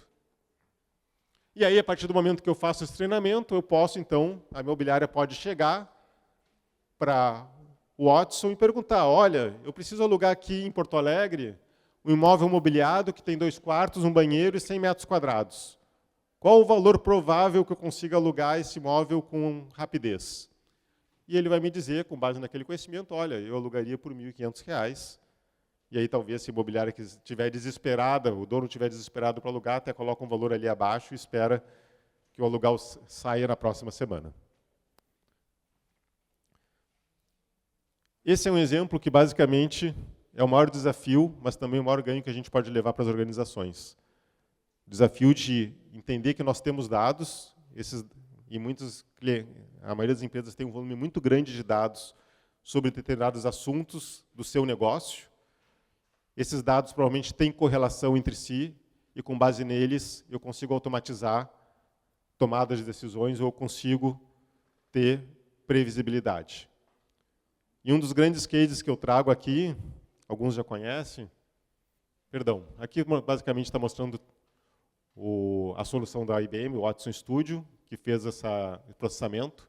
Também tem o plano Light. No plano Light da IBM você tem 10 horas de processamento por mês sem custo. Já dá para começar um projetinho de IA e experimentar, fazer uma prova de conceito, para depois realmente você investir. E queria rapidamente comentar um case que eu gosto bastante, alguns já ouviram falar, que é o case da Domino's Pizza, que tem aqui em Porto Alegre, andou fechando, abrindo, me disseram que agora tem uma unidade na Protásio, acho que onde era Pizza Hut, mas que, não sei se hoje, mas num determinado momento era a maior rede de pizzarias dos Estados Unidos, teve inclusive uma situação delicada, quase falindo, se reergueu, etc. E eles se deram conta que eles têm um volume enorme de informações sobre o perfil de pedidos de comportamentos dos seus clientes. Porque sempre que um cliente faz um pedido na Domino's, eles sabem quem é o cliente, aonde mora, para que loja pediu, que sabor pediu, que dia foi o pedido, que hora foi o pedido, como é que foi o pagamento, está tudo lá. Basicamente, eles têm isso naturalmente porque eles gravam a transação que eles fizeram no banco de dados. E, se olhar 2 semanas, 1 mês, 1 ano do que eles têm de transações, possivelmente eles tenham dezenas de milhões de pedidos de pizza feitos nos Estados Unidos que mostram esse comportamento. E o que eles tiveram de sacada? Perceber que, se eles sabem, têm todas as informações dos pedidos, eles podem utilizar essa base para prever qual é, provavelmente, o pedido que um cliente vai fazer numa pizzaria aqui na Cristiano Fischer, numa quarta-feira, às 19h. Porque eles têm um histórico enorme do que os clientes pediram nos últimos 12 ou 24 meses, à quarta-feira, às 19h, aqui na Cristiano Fischer. E o que eles fizeram com isso? Eles fizeram um algoritmo que sugere para eles o que o cliente vai pedir nos próximos 10 minutos. Olha, com base no meu histórico, provavelmente um cliente vai ligar daqui a 10 minutos pedindo uma pizza metade mussarela, metade calabresa. Opa, deixa eu já botar no forno. E eles começaram a colocar as pizzas no forno antes do cliente ligar para pedir aquela pizza que eles já estão fazendo. E com isso, eles começaram a levar para o mercado a proposta de que eles conseguiam entregar as pizzas nas regiões próximas, a 1 quilômetro da loja, 1 quilômetro e pouco, eles definiram um raio, em até 10 minutos, ao invés dos 30 minutos convencionais. Porque quando o cara liga para pedir a pizza, existe uma probabilidade grande da pizza já estar sendo feita e ficar pronta daqui 2 ou 3 minutos e já poder sair para entrega. Vejam, é um caso que para mim é disruptivo, é uma grande sacada, mas é extremamente simples. Dados simples que as pessoas têm. A grande sacada aqui é a percepção que eles tiveram de que eles tinham um volume de dados que poderia trazer algum valor para o negócio, e aqui no caso não foi só a automação de uma decisão, foi a melhoria do processo deles, foi a melhoria do atendimento dos clientes.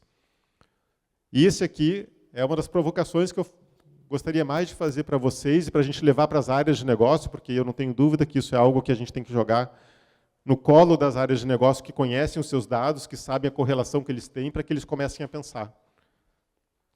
O que a gente pode fazer com isso? A IA também resolve problemas.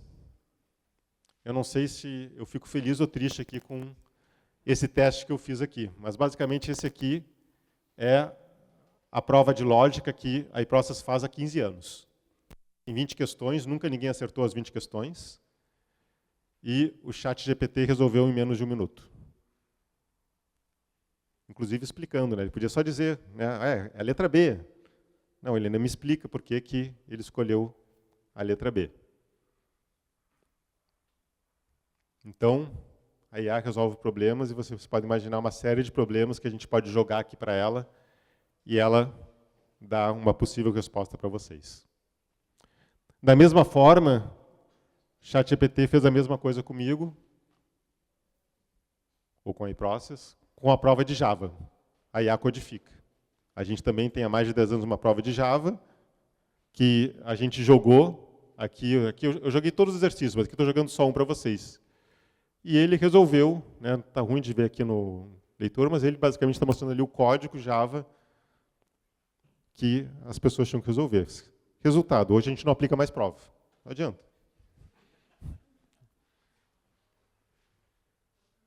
Da mesma forma, e aqui eu estou brincando em relação a resolver o exercício, mas a codificação, teve agora um evento na Sucesso em abril, teve uma mesa redonda lá. Vou pedir desculpa que eu não me lembro as pessoas que estavam na mesa, mas eu me lembro muito bem do que foi dito, comentando de algumas empresas que já estavam usando o Codex do chat da OpenAI para geração de código e que estavam vendo aumento de produtividade em alguns perfis de desenvolvimento 2, 3, 4 vezes maior produtividade com o uso da tecnologia. A gente está começando uma prova de conceito num banco que tem muitos programas, muitos módulos de um sistema desenvolvido numa linguagem antiga e eles querem migrar para uma linguagem nova. Eles até fizeram já todo o mapeamento de depara, de comandos, etc., mas é um trabalho de meses, anos, migrar todo o código, e a gente vai fazer uma prova de conceito para eles, usando o Codex da OpenAI, ensinando a IA a fazer a migração de um código para o outro, e com isso automatizando esse processo. Mas a gente pode ter outros ganhos aqui com a IA no processo de desenvolvimento. A IA pode também gerar uma massa de dados. Aqui eu estou solicitando que ela me gere uma tabela contendo uma massa de dados de teste. Quanto tempo a gente gasta para poder botar lá o João da Silva, alô, 1234, os dados que até testa, mas não tem a diversidade que a gente precisa. Então aqui eu estou pedindo uma massa de dados de teste com 10 registros, contendo o CPF válido de clientes, o endereço, o número da nota fiscal, a data de compra e o valor total da compra. O endereço deve ser de ruas famosas em São Paulo. A data da compra deve ter sido feita no mês de junho de 2023. E o valor da compra deve ser entre R$ 2.500 e R$ 15.000. E ele gera.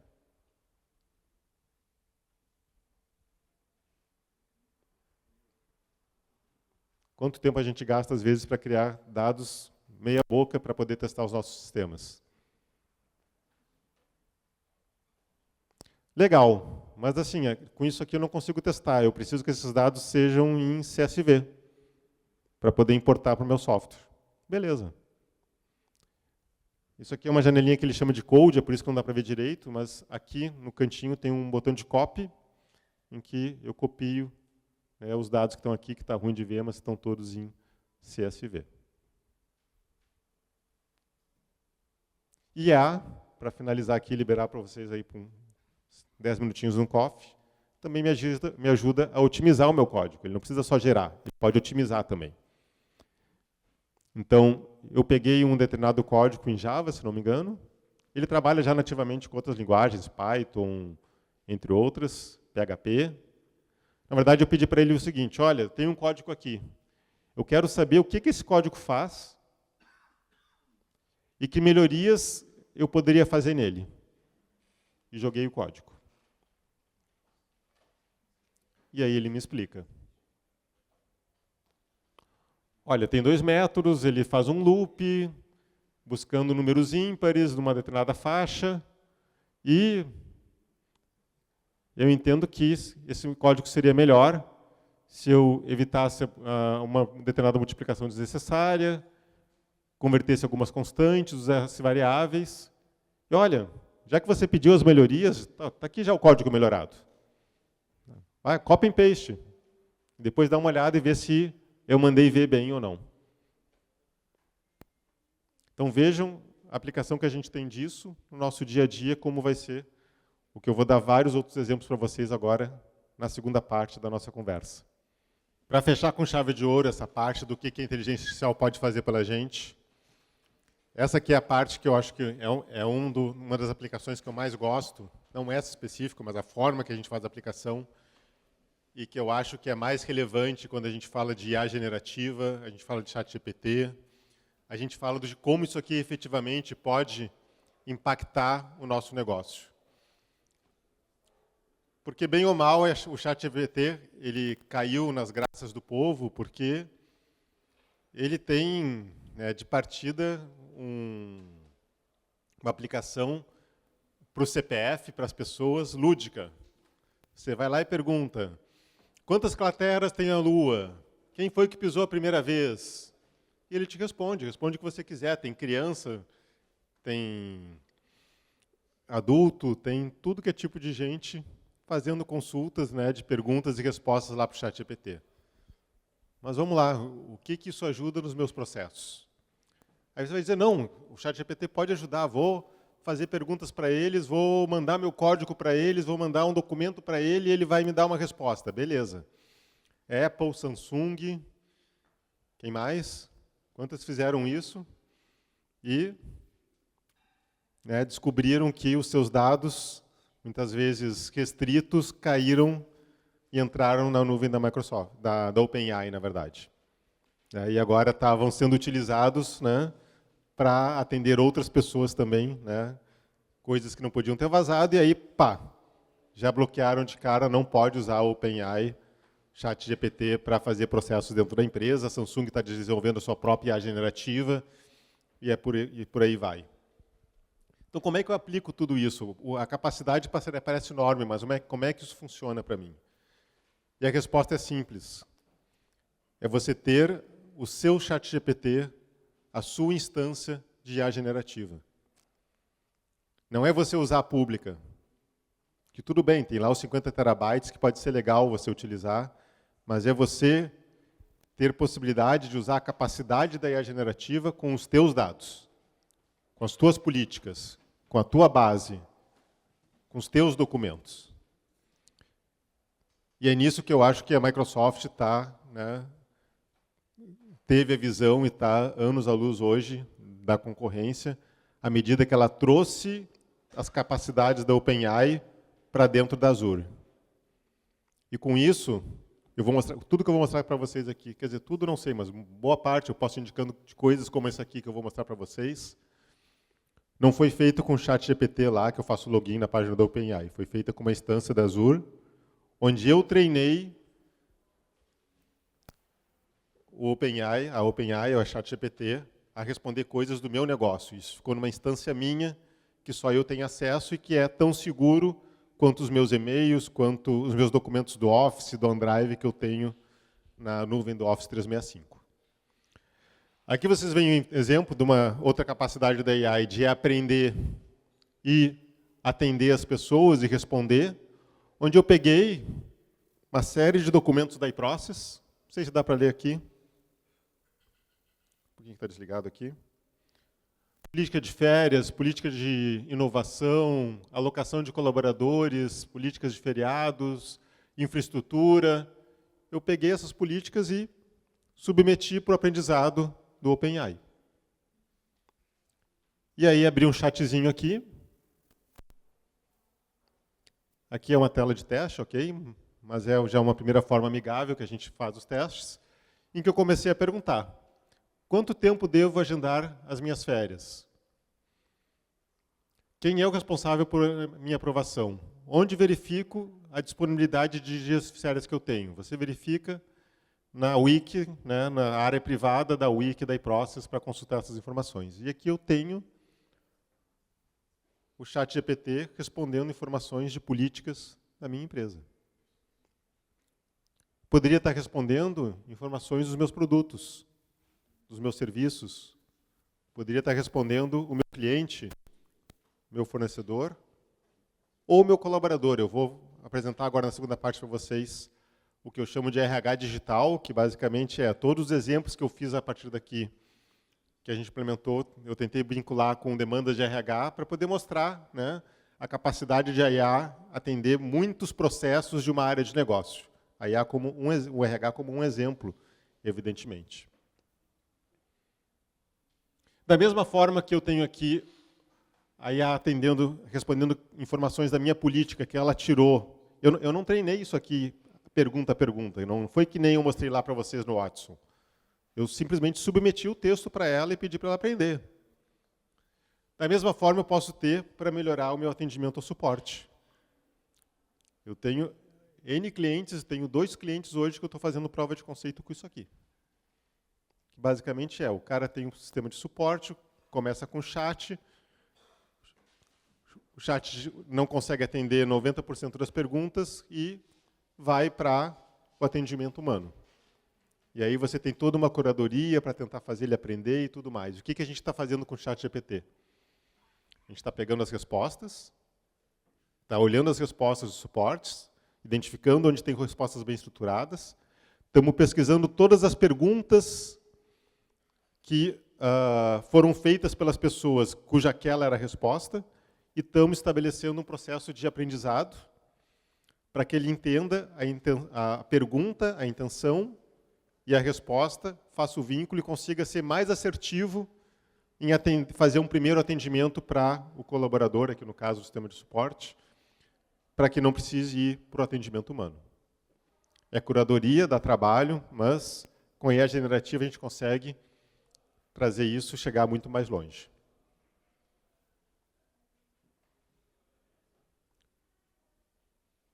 Um outro caso que eu gosto bastante, também eu estou no meio de uma... Esse aqui é um projeto que a gente fez a prova de conceito, a gente está agora esperando para iniciar o projeto. O cliente nos pediu um RPA, é uma seguradora, é uma empresa de seguros, nos pediu um RPA que pegasse dados do sinistro, de documentos do sinistro, de boletim de ocorrência do sinistro, extraísse as informações, aqui a gente usou captura cognitiva, porque os modelos são diferentes, interpretasse no texto do boletim de ocorrência quem foi o culpado, se foi o segurado ou um terceiro, para imputar no sistema da seguradora. Qual que era o desafio aqui? Não era captura cognitiva, isso já acabei de mostrar para vocês. O desafio é, como é que eu vou identificar um texto que está no boletim de ocorrência, aqui são todos textos, a gente só mudou o nome das pessoas e a placa dos veículos, tá? Para não ter nenhum problema de LGPD. Mas como é que eu identifico quem é o responsável aqui? Vou fazer um algoritmo para isso? É a interpretação de texto. A gente colocou aqui para o ChatGPT nos responder. Submeto o texto e pergunto para ele, quem é o culpado? Às vezes ele não sabe, aqui deu não conclusivo. Ele não conseguiu entender. Tudo bem. A gente pode ensinar ele depois. Mas às vezes que ele conseguiu entender, ele acertou nessa nossa amostra 100% das vezes. Automatizamos uma decisão repetitiva, simples, mas cognitiva. E qualquer outro tipo de interpretação que vocês podem imaginar. Aqui eu peguei um caso bem simples, né? Peguei um contrato nosso, tirei ali informações do nosso cliente, enviei para o ChatGPT o contrato e perguntei, qual é o objeto desse contrato? e ele lê o contrato e me diz, olha, o objeto do contrato é a automação do processo de pedido de clientes por RPA, no projeto de robotização, blá, blá, blá, blá, blá, blá, blá, blá, blá. Extração de informações não estruturadas de forma complexa. Então, tudo isso, né, vocês vão pensar, tá, mas vou pagar lá os $10 da OpenAI para ter um acesso premium e vou jogar meus contratos para o site da OpenAI? Não, não dá, né?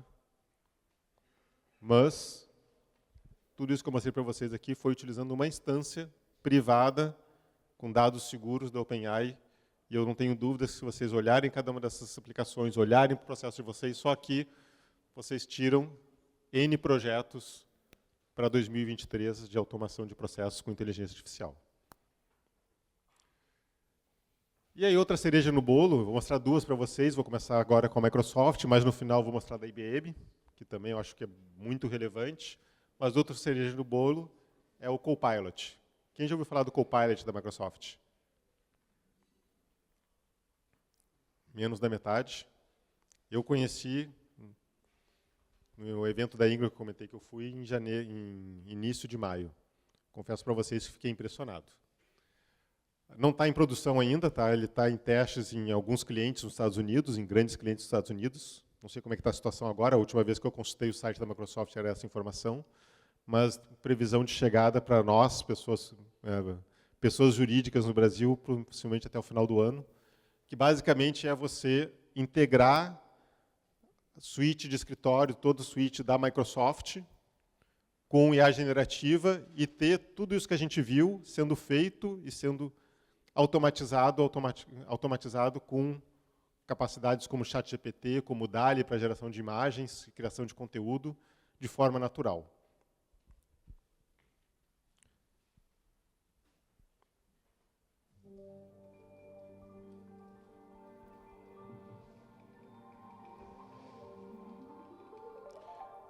O Copilot nada mais é do que um prompt que eu vou utilizar dentro da suite Office 365 e eu vou solicitar coisas. E ele vai escrevendo essas coisas como a gente pede hoje no ChatGPT, mas dentro da suite do Office 365. Faça um draft para mim de um documento sobre o produto novo que eu vou lançar. Ele cria no Word.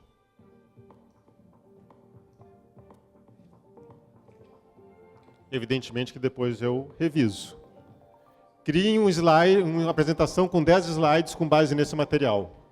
Ele cria as imagens, ele cria o PPT, divide. Me analisa com base com referência a uma base de Excel, qual foi o meu faturamento no mês anterior. Envie um e-mail para uma determinada pessoa falando sobre um determinado assunto. No Teams, gera a transcrição de tudo que foi falado. Com base nisso, resume para mim. Identifique e lista quais são os próximos to-dos que ficaram combinados e com quais pessoas e com qual prazo. E aí a gente vai.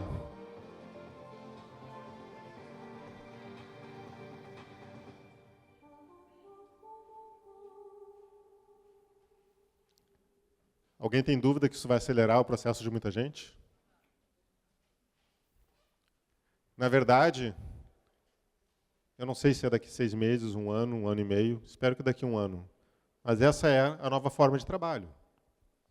Não só da Microsoft, não só da OpenAI, de todos os players que estão conectados ao boom que aconteceu no início do ano. É você integrar a IA generativa a todos os teus sistemas. A gente vai ver daqui a pouco com a IBM fazendo isso. Ele tem uma solução, sob um ponto de vista um pouco até mais completa. E você começar a executar coisas dessa forma, de uma forma natural. Aqui a gente viu a solução integrada ao Office 365, mas imagine isso ao SAP. Você chega para a IA e solicita, eu gostaria que você criasse um pedido no SAP com tais informações de tal produto para tal fornecedor. Eu gostaria de saber qual que é o meu faturamento médio de tal unidade que foi cadastrada no orçamento lá do módulo do SAP. E você vai interagir com os teus sistemas, vai falar naturalmente, ele vai te responder e vai entender, ou pela base de conhecimento, ou pela capacidade cognitiva, ou porque você criou um fluxo de automação para isso.